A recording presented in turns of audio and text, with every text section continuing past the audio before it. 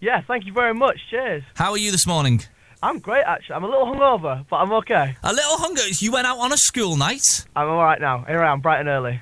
So the thing is when it comes to you and acting, it's one of those man and boy situations, because you've been doing this since you were a kid, even before you got the part in Harry Potter as Neville Longbottom. You were only 5 when you began your career? That's right, yeah. I mean, I started acting sort of around Yorkshire, in sort of Heartbeat and Emmerdale and those kind of things, when I was 5.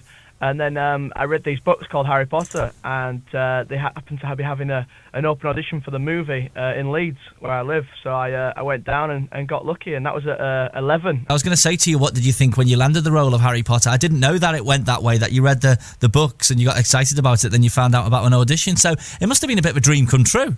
It was unbelievable. I mean, I remember saying to my mum, if they make a movie of this book, will you take me to see it? Because I was such a big fan. Wow. And they announced the open audition, and I went down, and we queued for sort of 4 hours, and I didn't hear anything for 2 months, and I honestly thought that was it. I mean, I'd never waited that long to hear from an audition before. Yeah. And so I thought, better luck next time. And then out of the blue, we sort of got a call saying, would you like to come down to the studio, meet the director, Chris Columbus, and audition for Neville Longbottom? It was... It's pretty surprising. Was it just a retainer that you signed after the first movie to say that you would do the second one if it was made?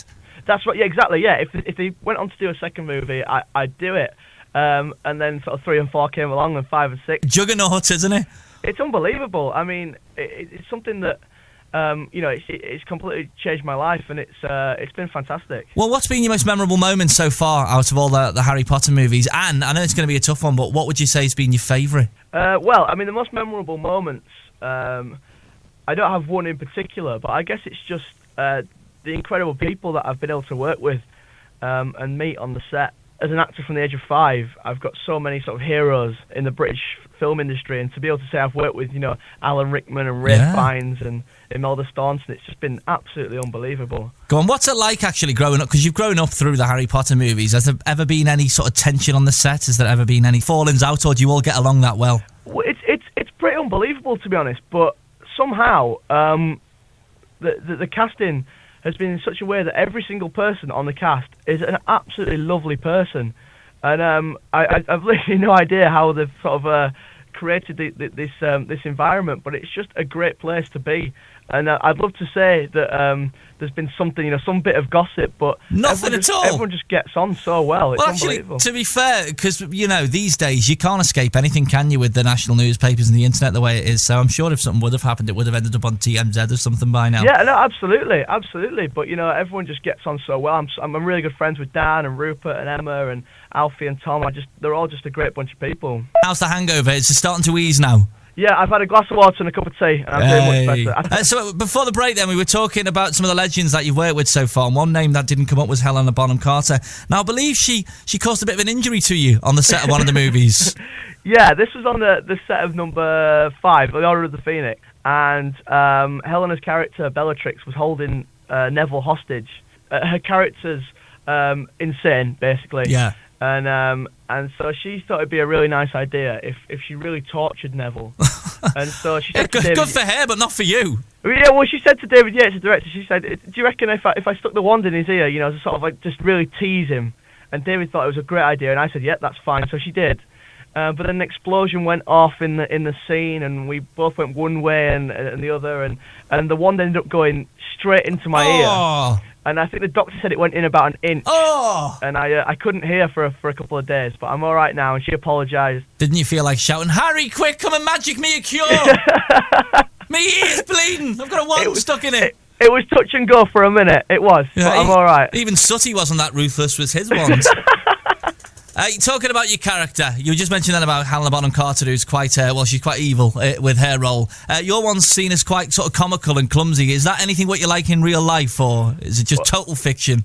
Well, I don't know about comical, but I'm definitely clumsy. I know that for a fact. I fall over a lot. I don't know whether I've got weak ankles or something. It's probably all the booze, mate. I'm not an alcoholic, I swear. No, I was playing badminton the last time I did it. I went over on my ankle. I don't know how. Not the most violent sport in the world, but I sprained my ankle doing that. I've got a confession to make to you.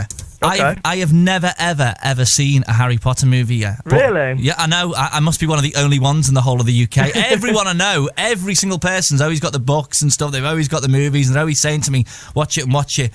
For someone like myself who's never ever seen a Harry Potter movie, can you just sum up what is so magic about it? Because it's been the most successful movie franchise, hasn't it, easily over the past decade or so? One thing that I recall from reading the books when I was younger is that it was just the sheer escapism of the story. Yeah. You know, when you'd be at school all day and you'd come home and you'd open your Harry Potter book and you'd just get lost in this vivid world, this universe of magic and good versus evil, and it got to such a point where the people in the story were your friends. You know, it wasn't just a throwaway book. You were really there. Well, this is the crazy thing, Matthew. Even though I've not seen one of the movies, I know every single thing about all you guys. Because I feel like I've grown up with you. I know everything about Harry Potter without seeing it. It's just been everywhere.